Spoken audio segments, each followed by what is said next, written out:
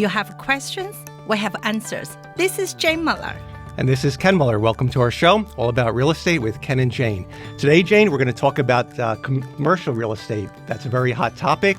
And we're going to talk about, to start off with, we're going to talk about the warehouse development in New Jersey and the challenges faced in that whole market. We're pleased to have with us today attorneys Randi Schillinger and Justin Calta, both with the Saiber Law Firm. Randi and Justin, I want to give you guys a warm welcome for the show, and thank you so much for taking time out of your busy schedule to be with us today. Thank you. Thanks, Ken. Thanks, Jane. Great. Thank you. So just briefly, give us a bio on yourselves and what your firm, what types of representation your firm does. Sure. Let me start. Saiber is a 70-year-old law firm, and our real estate practice is all segments of the commercial industry. We sell, buy property, we do government approvals, we do leasing for development, we negotiate, we do tax appeals, we do real estate litigation. It really runs the gambit of all types of real estate. We have a banking, lending division that we do lending work for lenders and borrowers. We also do all the environmental for real estate. Justin, who will explain, does a lot of land use also. Yep. My practice generally consists of the full battery of commercial real estate services.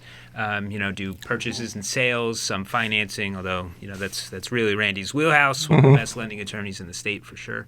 Can't do commercial real estate in New Jersey without at least being a little knowledgeable about environmental. But again, that's also Randi's wheelhouse. Do some leasing, and, like Randi said, handle a lot of zoning, land use, development, redevelopment work for the firm. Okay, great. Well, you guys are the appropriate guests because we're going to talk about warehousing because as everyone knows, in New Jersey, warehousing is such a hot topic. As in central North Jersey, there's very limited space, so developers are looking wherever they can to build warehouses. I think right now there's about a 1% vacancy rate, or maybe lower, maybe a little bit higher, depending on what you read. So I guess the whole e-commerce has pushed the demand up, which has pushed the pricing up. I remember the beginning of the year in my practice, warehouse prices typically were in central North Jersey were maybe in the $10 to $12 a square foot range. They have crept up steadily to now you're looking at prices that are comparable to retail. You're looking at anywhere from the upper teens to low 20s, triple net for new construction, and it's just crazy the demand. So let's talk about the challenges. There's a lot of case law. There was a big case CoStar pointed out down in Mullica Township, which is way down in South Jersey, about Russo, who's intending to build a warehouse on an industrial approved site. However, the residents just have that NIMBY, not in my backyard philosophy. So give some light to the listeners on what goes into the whole decision-making process from towns, because even if you have an industrial approved site, it's not a done deal. And likewise, when you don't have an industrial approved site, it doesn't mean that a warehouse can't be built. Sure, I'll take that. Just to back up, e-commerce had really been evolving but before the pandemic. If everybody can remember what it was like before Amazon, when you bought something online, you'd have to wait a week. Yep. Amazon comes around, and now you have the option to click a button, and the product that you bought shows up on your doorstep within 24 to 48 hours. It's kind of hard to believe that we've been living like that for a little while. And then the pandemic sort of really lit the fire on e-commerce, right? Mm-hmm. People really started purchasing things online. They weren't going out. But, in order for that magic to happen, in order for your product to show up in that short time frame, there's a robust logistics and warehouse, network that really needs to be in place. And it's not just the last mile distributions. So as you said, the demand for warehousing right now is pretty incredible. I think you said it's 1% to 2% vacancy rates. Mm-hmm. If you really need it, it feels like 0%. Right? That's right. We have a client who said, I need it near me. I can't find it. If you find me the space, I'll buy it and build it. Yeah, there are about 100 of those stories that I have every day. That client has actually looked at probably 4 different properties already, and each one has not worked, but desperately searching for it. Right. So on the development front of things, New Jersey is really very uniquely situated for warehousing and logistics uses. Not only are we, accessible to some major distribution routes. We have rail lines. We also have seaports, Port Newark, Port Elizabeth, things like that. So if you're a developer looking to put up a warehouse, there's a lot of pluses in the New Jersey box for why you'd want to come here. Northern part of New Jersey, is very well developed. But in the southern part of the state, we also have, rural areas that are assessed farmlands. So unsurprisingly, there's been a lot of attention and applications filed by developers. Now, the flip side of that coin is all development has impacts, whether it's a one-family house or you're putting up, multiple square footage warehousing development. And, that's caught the eye of government authorities. Probably makes sense to talk a little bit about the New Jersey State Planning Commission, who proposed some guidelines and then recently adopted them. They're the distribution, warehousing, and goods movement guidelines. Now, they're just guidelines. They don't have the force of law, but what they are, they're recommendations to New Jersey's municipalities on, the things that they should show to be grappling with when determining how to regulate warehousing.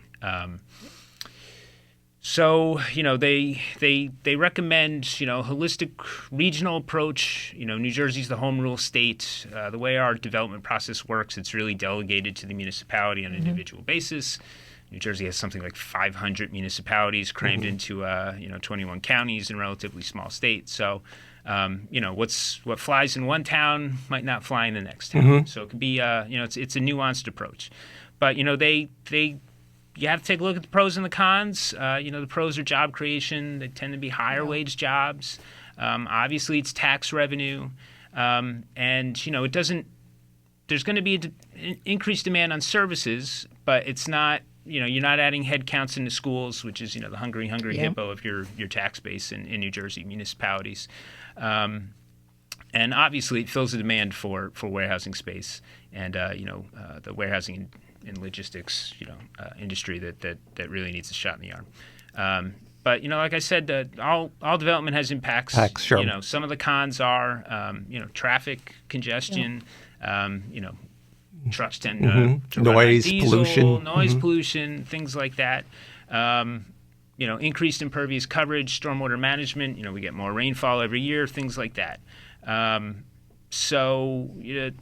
What they're recommending municipalities do is take a hard look at their real estate developable areas, commission studies to the extent they have to, traffic studies, environmental studies, and take a regional approach.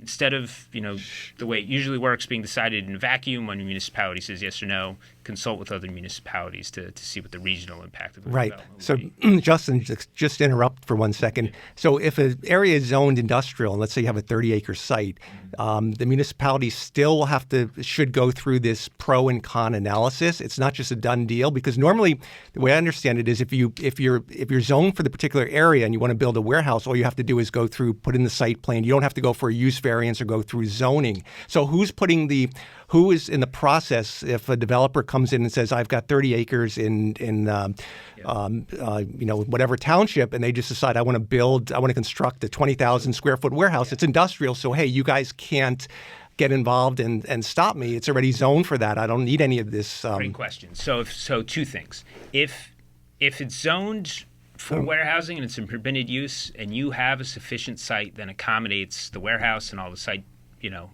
details that you need, parking lots, things like that.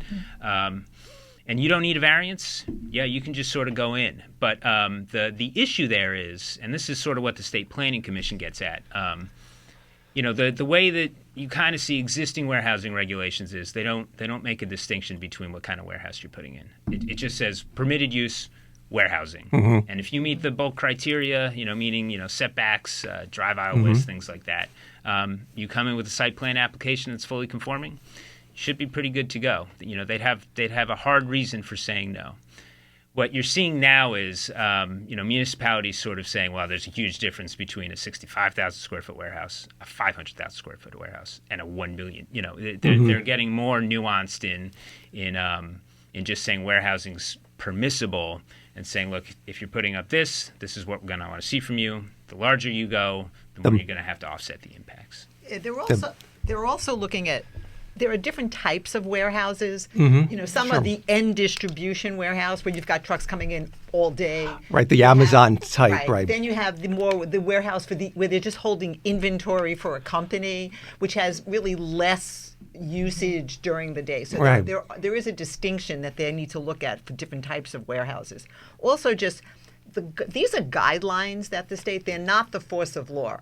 Correct. So right. they can't impose these guidelines on the municipalities. What they are saying is, we ask you to use these guidelines in doing your evaluations. Right.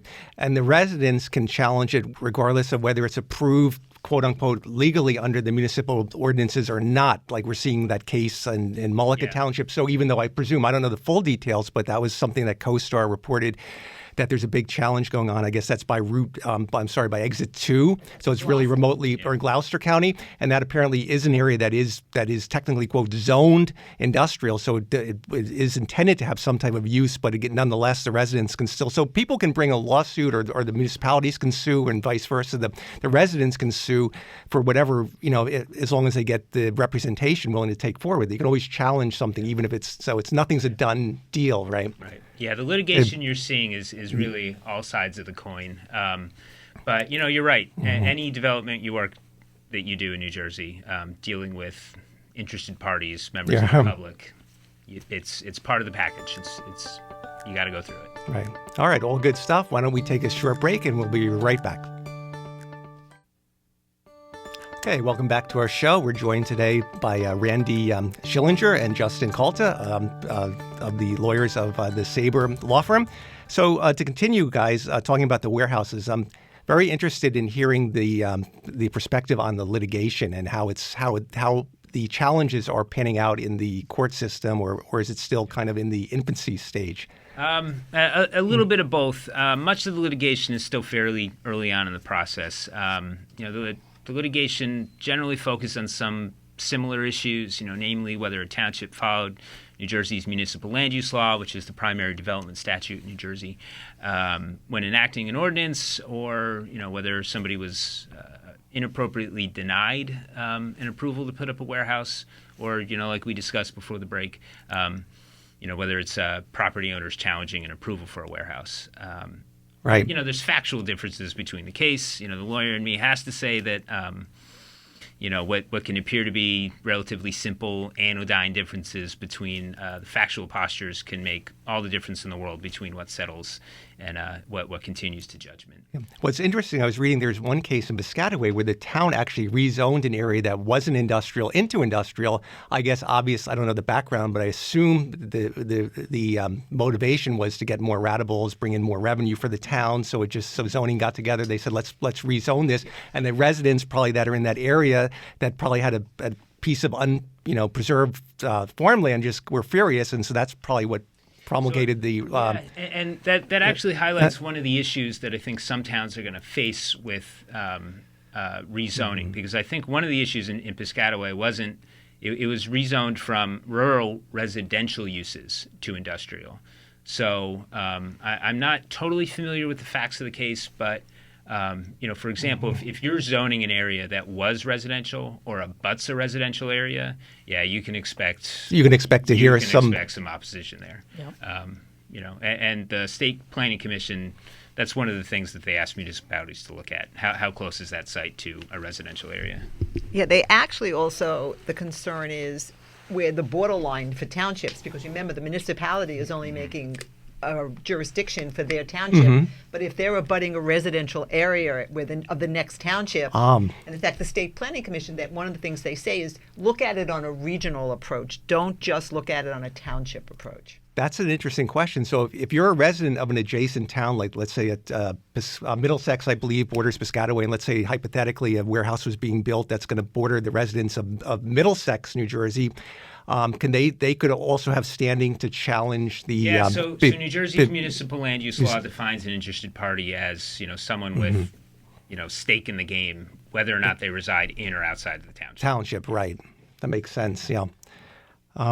This is all very interesting because warehouses are such a useful resource because everyone wants to do their online shopping. I know Jane is a big consumer the holiday season, and they want the convenience of door to door and the shipping. And again, that creates a need for the hub distribution, the trucks, the traffic, the place to storage, the e-commerce. Everyone wants it now. They don't want to wait 10 days. So New Jersey, like you said, is a perfect location because of the ports, the turnpike, the train, rail access, the Newark airport, so Philadelphia. So creates a lot of. So there's very interesting. So we'll have to wait and see how this all develops with these case laws.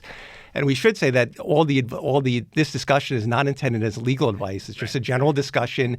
If you want to contact Saiber, we can give you both Randi and Justin's contact information if you want to share that with the listeners, and we'll certainly provide at the end. But again, this is not to be construed as legal advice. It's just general discussion.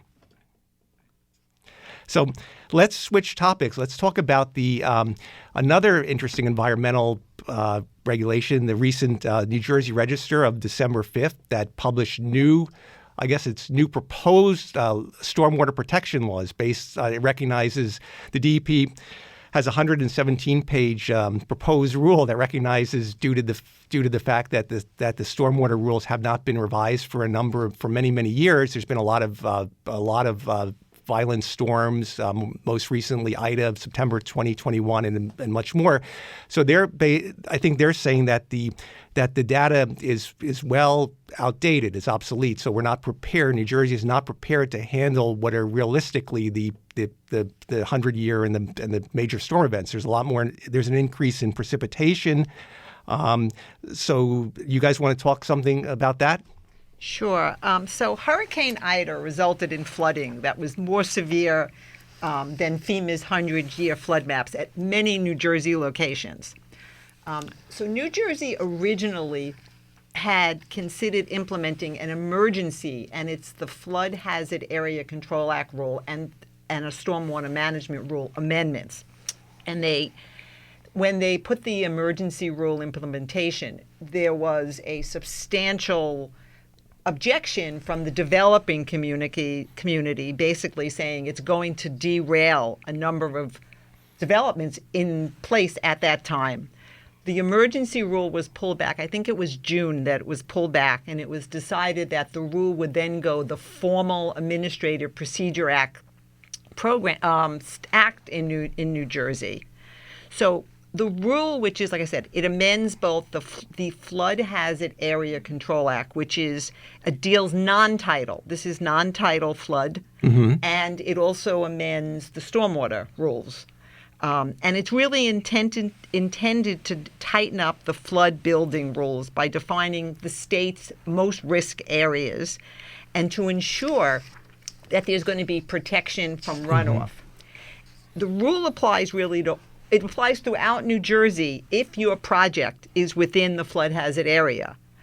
And for areas that the rule discussion talks about in New Jersey that were affected, when they talk about Hurricane Ida, what they say was Raritan River at Bound Brook recorded the highest elevation ever during Ida.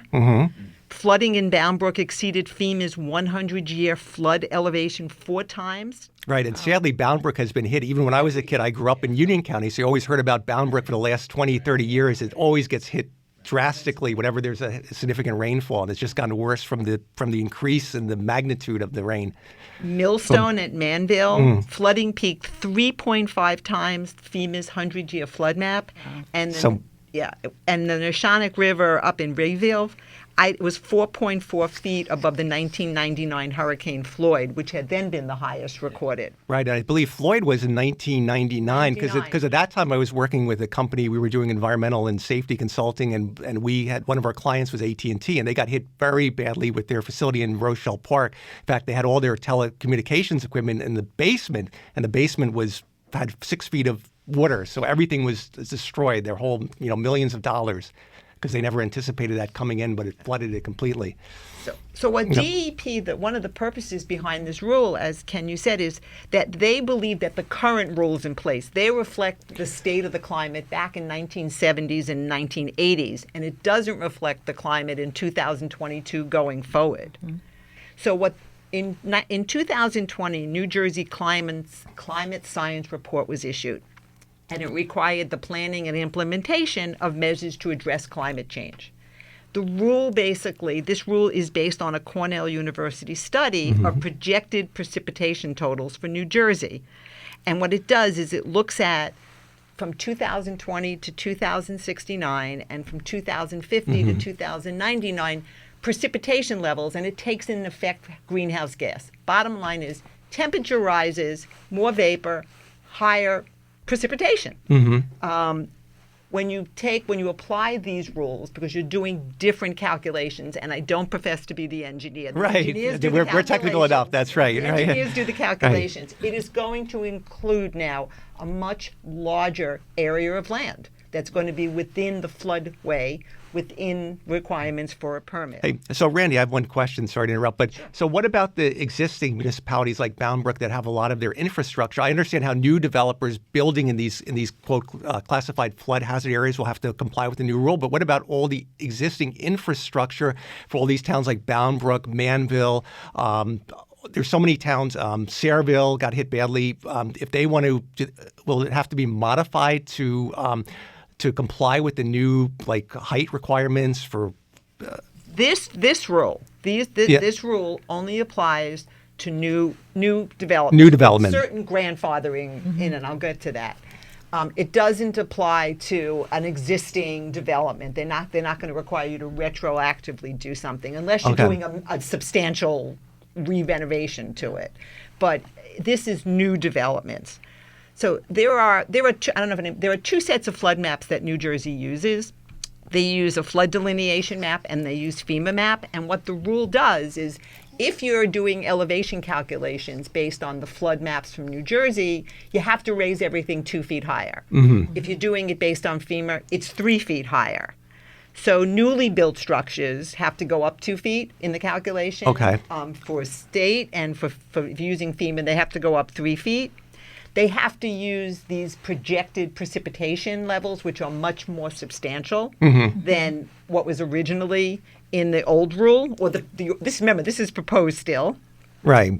So the permits also now need to conform to the New Jersey Construction Code, and it's going to change the way they calculate. They being the engineers, not the attorneys. Right, not us. Right, they're going to calculate the stormwater runoff. That changes it. It's going to change there's a whole thing on changing the best management practices for designing for stormwater runoff. So again, this rule will only apply to land areas in New Jersey that are classified or are going to be reclassified as flood hazard. It's not going to apply to the whole state, right? It's just going to apply to the flood-prone areas as newly defined by the. No, it's not as newly defined. It is going to expand. When you go for a development in the state I'm not talking about tidal now. I'm talking about inland areas. Tidal has different rules. But if you are going, I want to build a warehouse. Sure, that's okay. One of the things I'm going to look at is whether or not I fall within the flood hazard area control area. Am I in a flood area? Am I in a floodway? Am I in a riparian area? I'm going to do the calculations. If I'm outside of those areas, I'm not worried about this. Right, but you still have to maintain the stormwater best management practices, which is the general rule. But you're not going to be subject to these additional restrictions. Yes. Right. Unfortunately, we're getting low on time, so we didn't get to cover nearly what I intended. But I wanted to give you guys a chance to please, if anybody has needs any specific legal consulting for the areas you do, if you could please give your contact information. It will be shared on the video as well. So Randi and Justin, please give us your contact info if anyone wants to reach your firm. Sure. Justin Calta, we'll circulate my email address as best as possible. My direct line at the firm is 973-232-0618, and it's jcalta@saiber.com. And mine is Randi Schillinger, and my contact is 973-622-3455, and it's rschillinger@saiber.com. Great. We want to thank you so much for taking time out of your busy schedule again to be our guest. It's been a very enlightening show, and there's so much more to uncover. We'll have to have you come back and talk more about it as things develop. All right. Thank you very much. We'll see everyone next week.